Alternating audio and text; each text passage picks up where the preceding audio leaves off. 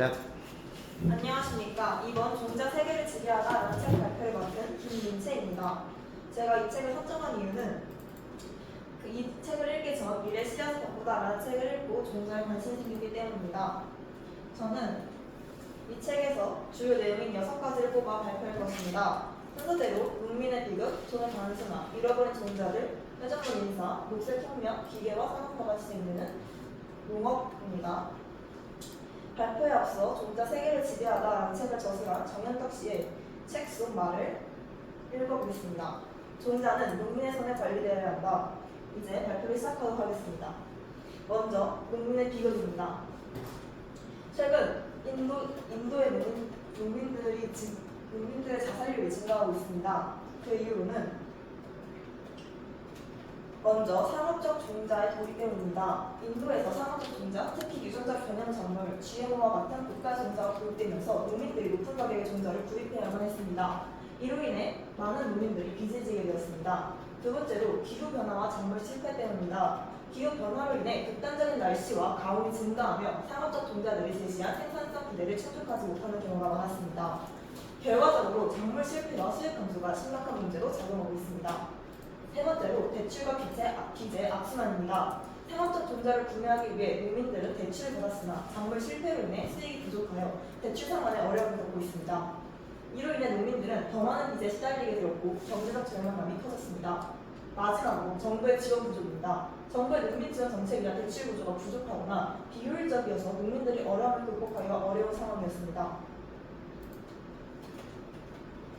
이 사진은 최근 인도에서 자신 남편이 사망한 농약을 먹고 자살한 부인의 사진입니다. 또한 최근 인도에서는 자살방지 농민운동회라는 모임이 조직되어 이 사람은 그 모임의 대표입니다. 농민들의 문제 시작 단계를 순서대로 나열해드리겠습니다. 먼저 전통적 방법 포기입니다. 예전에는 인도에서는 해충 제거를 위해 닌과 같은 천연 약재를 사용했습니다. 하지만 농민들이 농업 생산량을 증대시키기 위해 농약 사용을 하였고 그로 인해서 슈퍼버그와 같은 벌레들이 나오면서 농약 사용에 의존하게 되었습니다. 그 당시 BT 면화가 광고로 농약의 양을 줄일 수 있고 생산량이 극대화될 것이라고 광고를 하였습니다. 그로 인해 유혹된 농민들이 BT 면화를 구매 및 이용하게 되었습니다.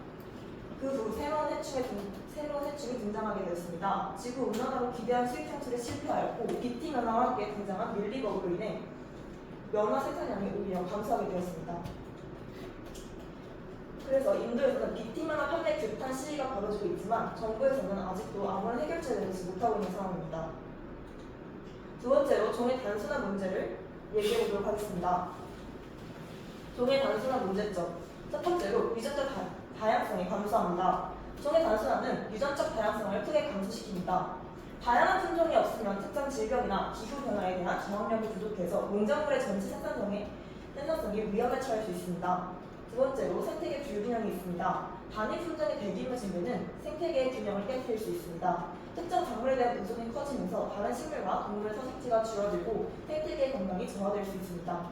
세 번째로 식량 안정성의 위협이 있습니다. 당일 품종의 대규모 재배는 작물 실패에 대한 위험을 증가시킵니다.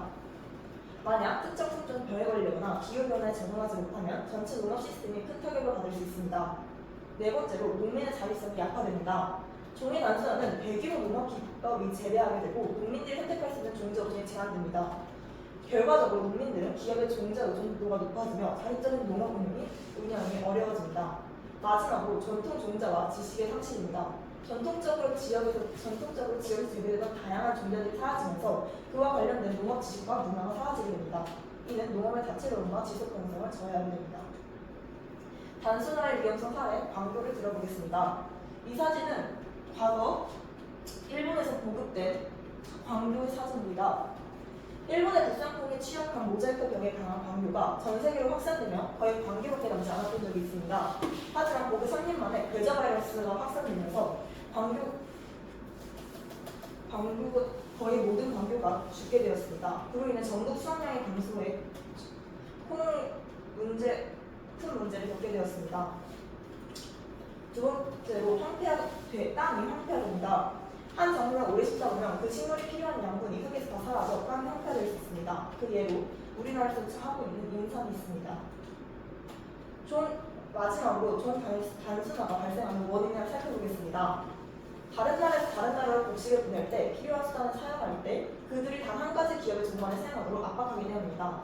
이 사진에서 보듯이 종자기업인 몬산토, 신젠타, 주포는 유통가공 기업인 카길, ADM, 푸나그라와 서로 대화를 나누고 있습니다. 그 사이에 낀 농민은 어쩔 수 없이 카길이나 이런 유통가공업체가 강요하는 몬산토, 신젠타, 주폰 등의 농작물을 재배할 수밖에 없습니다.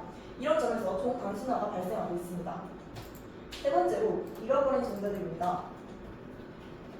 과거 미국의 토착 작물은 정확히 세 가지밖에 없었습니다. 하지만 지금 미국은 농업 생산량에서 전 세계적으로 많은 농업 생산량을 차지하고 있습니다. 그렇다면 미국은 어떻게 농작물의 왕이 되었을까요? 다른 나라의 종자를 가져왔습니다. 다른 나라에 가서 종자를 가져와 연구와 개량해 새로운 종자를 만들었습니다. 그 예로 콩이 있는데요. 미국은 전 세계를 돌아다니면서 콩을 가져왔고 실제로 우리나라의 콩도 130여 가지가 넘는 종류가 미국에 가 있습니다. 두 번째로 우리나라와 다른 GMO 개발 추진입니다. 여러 대학들이 서로 GMO 개발을 위해 연구 중이고 실제로 국가적 지원도 계속해서 되어가고 있습니다. 미국은 GMO와 일반 식품이 별로 다르지 않다고 보고 GMO 식품을 지원하고 있습니다. 그 예로 키위가 있는데요. 우리나라의 달래 종자가 네덜란드에 가 키위가 되었습니다. 또한 인도 특유의 쌀을 종자기업들이 특허를 내 지금은 그 쌀을 재배하기 위해서는 로열티를 지불해야 하는 문제점이 발생하고 있습니다. 네 번째로 회전문 인쇄입니다. 슈마이저 사건을 아십니까? 슈마이저 사건은 바르나리온 GMO 씨앗으로 인해 토종 종자를 재배하던 슈마이저 씨가 몬산토에게 고소를 당하고 그 후 자신의 모든 것과 같던 씨앗들을 다 뺏기게 된 사건입니다. 종자 기업들이 계속해서 유리한 위치를 차지하게 될 수 있는 이유는 회전문 인사 때문입니다. 그 예로 윌리엄 러켈샤우스가 있습니다. 윌리엄 러켈샤우스는 몬산토 이사이면서 미 환경보호청장입니다. 두 번째로 도널드 럼스펠트는 몬산토 세랄의 전 대표이고 미국 국방장관입니다. 마지막으로 미키 캔더는 몬산토 이사회장이며 미 무역대표부 대표입니다. 다섯 번째로 녹색혁명입니다. 실제로 우리에게 알려진 녹색혁명은 굉장히 좋은 것으로 알려져 있으며 개발도상국들에게 꼭 필요한 것으로 알려져 있습니다. 하지만 녹색혁명에는 문제점이 있는데요. 첫 번째로 종자의 상업화입니다. 녹색혁명은 주로 상업적 종자와 화학비료, 농약의 사용을 확대했습니다. 이로 인해 농민들은 국가의 상업적 종자에 의존하게 되었고 종자의 유전적 다양성은 줄어들었습니다. 이는 장기적으로 농업의 지속 가능성을 위협하고 있습니다. 두 번째로 환경 파괴입니다. 화학비료와 농약의 과도한 사용은 토양과 수질 오염을 초래했습니다. 이런 화학물질은 생태계를 교란하고 장기적으로 토양의 비옥도와 생물 다양성을 감소시킵니다. 세 번째로는 농민의 경제적 부담, 그 다음은 생태계의 단순화, 마지막으로 전통농업의 상실이 있겠습니다. 여섯 번째로 기계화 산업화가 진행되는 농업입니다. 문제점에 대해 알아보겠습니다. 먼저 생태계 파괴가 있습니다. 기계화 산업화된 농업은 대규모 단위작물 재배를 촉진하여 생태계를 단순화하고 다양한 식물과 동물의 사육지를 파괴합니다. 또한 다른 여러 가지 문제로는 토양 건강 악화, 환경오염, 경제적 어려움, 전통농업 상실이 있겠습니다. 감사합니다.